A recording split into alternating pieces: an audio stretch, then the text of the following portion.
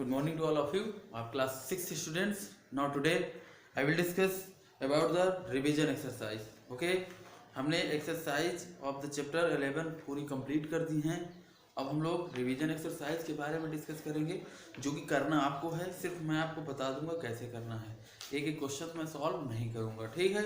जो भी प्रॉब्लम होगी मैं आपको समझा दूंगा इस क्वेश्चन को कैसे करना है, और एक्सरसाइज करेंगे योरसेल्फ, आप खुद, ठीक है ना. रिवीजन एक्सरसाइज और चैप्टर टेस्ट, और ये दोनों एक्सरसाइज आप लोग रफ कॉपी में करिएगा, नोटबुक में बिल्कुल भी मत करिएगा.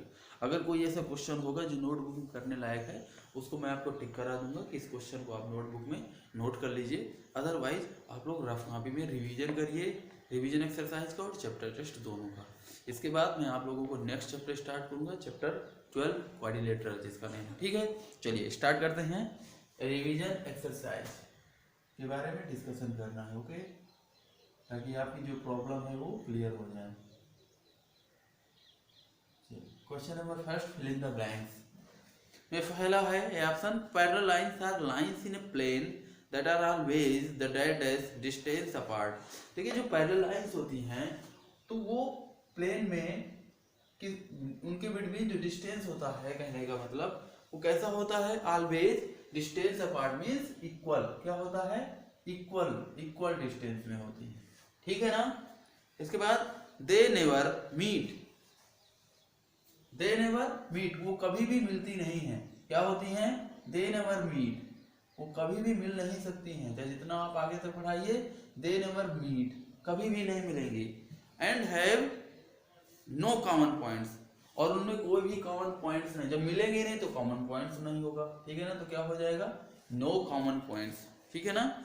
चलिए B number, intersecting lines are lines that each other at a point, यानी इंटरसेक्टिंग लाइन जो होती हैं एक पॉइंट पर कट करती हैं. Each other at a point, lines that intersect, तो क्या होगा, ये तो ए का हो गया फर्स्ट का.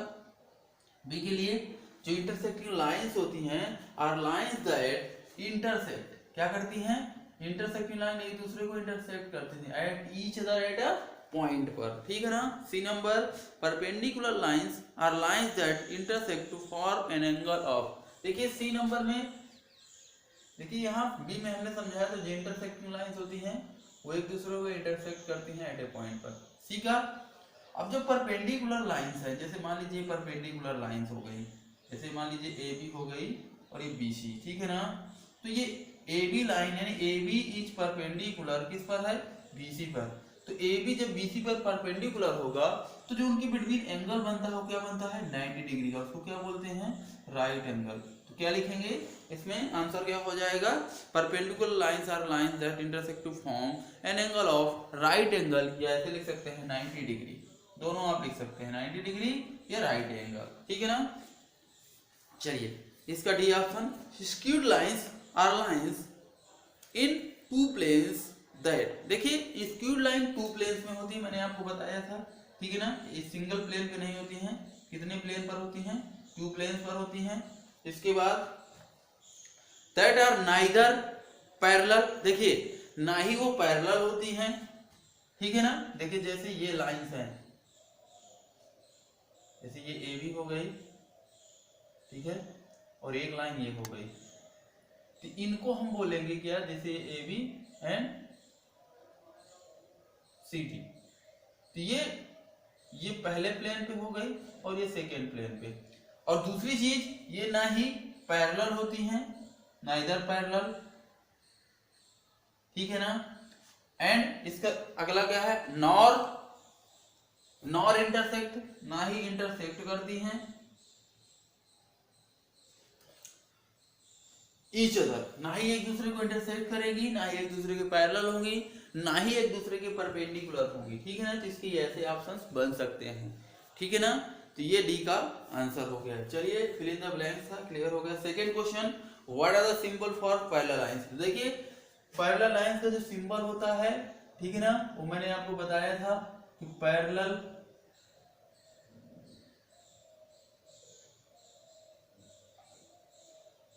Lines, symbol of parallel lines क्या होगा, देखिए जैसे A B parallel B C ऐसे लिखते हैं, तो ये पैरेलल लाइन का सिंबल होता है. दिस इज डबल ठीक है ना। डबल लाइंस जो कैसी हैं, वर्टिकली हैं, ठीक है ना। ये आपके पैरेलल लाइंस के सिंबल्स होते हैं। और परपेंडिकुलर लाइंस का सिंबल क्या होता है, जैसे मैं आपको अगर लिखूं कि A B perpendicular B C, तो ये यानी कहने का मतलब उल्टा टी, टी आप बनाते हो, टी को उल्टा कर दो, दैट इज परपेंडिकुलर। ये मैंने अभी आपको बताया ना, ये परपेंडिकुलर का सिंबल होता है। चलिए क्वेश्चन थर्ड है, name the method to compare line segments. तो ये मैंने मेथड्स आपको बताए थे, कुछ के साइज में भी बताए हैं, तो वहां से आप देख के पढ़ लीजिएगा, राइट कर लीजिएगा रफ कॉपी में। इसको करने की ज़्यादा जरूरत नहीं है, सिर्फ इसको समझना है। Question 4, define protector, what is measures. अब देखिए क्वेश्चन 4 है प्रोटेक्टर की डिफिनीशन। तो आपकी प्रोटेक्टर की डिफिनीशन उसमें देखिए लिखी हुई है बुक में, मैंने आपको बताया था कि प्रोटेक्टर की डिफिनीशन लिखिएगा। प्रोटेक्टर की डिफिनीशन जो होती है, ठीक है ना, उसको लिखिएगा what it is measures. Protector क्या करता है, एंगल्स को मेजर करता है, ठीक है ना। तो आप पेज नंबर देखिए, आपकी बुक में है, protector is an instrument for measurement of angles, it is made of transparent plastic material, it has base line with a central point, the angle are from 0 to 180 degree on the edges of the semicircle from left to right and right to left from the baseline, ठीक है ना। In either direction the 90 degree mark is at the centre. तो इतने definition आप book से देख के इसके लिखिएगा। और ये इसका काम क्या है, क्या मेजर करता है, तो आपकी पहली लाइन में लिखा है protector is an instrument for measurement of angles, ठीक है ना। चलिए नेक्स्ट क्वेश्चन पे बात करते हैं। Question number 5, what is the type of the angle form between the our and minute arms of clock for the following timings. तो ये क्वेश्चन भी हम कर चुके हैं, तो ये आप योर सेल्फ करेंगे। एक क्लॉक बनाइएगा, क्लॉक के बिटवीन टाइम आपको रिप्रेजेंट कर देना, जैसे 6 PM है, 12 नून है, 8 AM है, 9 PM है, 6:30 PM है, 10:15 AM है। तो क्लॉक बनाइएगा, क्लॉक में जब टाइम आप रिप्रेजेंट करोगे तो ऑटोमेटिकली आपको एंगल बनेगा, तो उस एंगल का नेम लिखना है कि एक्यूट एंगल है, कि ऑब्ट्यूस एंगल है, कि राइट एंगल है, कि रिफ्लेक्स एंगल है, कौन सा एंगल बन रहा है, ठीक है। चलिए क्वेश्चन 6 है, classify the angles as acute, right, obtuse, reflex, straight और कंप्लीट। तो इसमें भी आपको जैसे 60 डिग्री है, 60 डिग्री के सामने लिखना है कैसा एंगल है, तो लिखेंगे एक्यूट एंगल। 120 डिग्री है, जिसके सामने आप लिखेंगे ऑब्ट्यूस एंगल। इस तरह इनके नेम राइट करने हैं, ये भी आप कर चुके हो। Question 7, classify the triangles having the following dimensions are scalene, isosceles and equilateral. ये भी आसान है, मैंने आपको अकॉर्डिंग द डायमेंशंस क्या बताया था, या अकॉर्डिंग द साइड्स ट्रिंगल के टाइप्स बताए थे, वही है। जैसे 2, 3, 4 तीनों साइड्स की लेंथ अलग अलग है, तो एक ऐसा ट्रिंगल होगा, स्केलिन होगा। अगर 2 साइड्स इक्वल हैं तो आइसोसेलेस होगा, अगर ऑल द साइड्स की लेंथ इक्वल है तो इक्विलेटरल हो जाएगा। Question 8, classify the following triangles as acute, right और obtuse triangle according to the magnitude. अब देखिए मैग्नीट्यूड ऑफ द एंगल्स के अकॉर्डिंग हमें ट्रिंगल का नेम बताना है। तो मैंने आपको बताया था कि all the angles are acute, that triangle is known as acute angle triangle. If one angle is obtuse angle, that triangle is known as obtuse angle triangle. अगर at least one angle is 90 degree या right angle, that triangle is known as right angle triangle.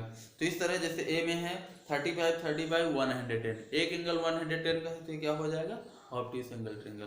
तो इस तरह आपको ये questions करने हैं revision exercise के। टोटल 8 क्वेश्चंस हैं। नेक्स्ट डे हम डिस्कस करेंगे चैप्टर टेस्ट एक्सरसाइज के बारे में, और उसके बाद हम लोग न्यूज़ चैप्टर स्टार्ट कर देंगे। बट कोशिश करिएगा चैप्टर टेस्ट आप लोग कर लीजिएगा, ठीक है। अदरवाइज मैं आपको इसका एक वीडियो बना के भेज दूंगा, इसी तरह जैसे रिवीजन एक्सरसाइज के बारे में समझाया है। तो इस एक्सरसाइज को भी आप करिएगा। तो रिवीजन एक्सरसाइज करिए रफ कॉपी में, कोई प्रॉब्लम हो तो बताइए। Okay, bye bye. और नोटबुक कंप्लीट कर लीजिए चैप्टर 11 तक, ताकि अब आपका जो न्यू चैप्टर स्टार्ट हो तो आप ही स्टार्ट करिए, और सेकेंड टर्म एग्जाम की प्रिपरेशन स्टार्ट कर दीजिए। उसका सिलेबस मैं आपको 1 दिसंबर को आपके मोबाइल फ़ोन यानी वीडियो में अपलोड करा दूंगा, या मैसेज टाइप कर दूंगा, तो आपको मिल जाएगा। Okay, bye bye.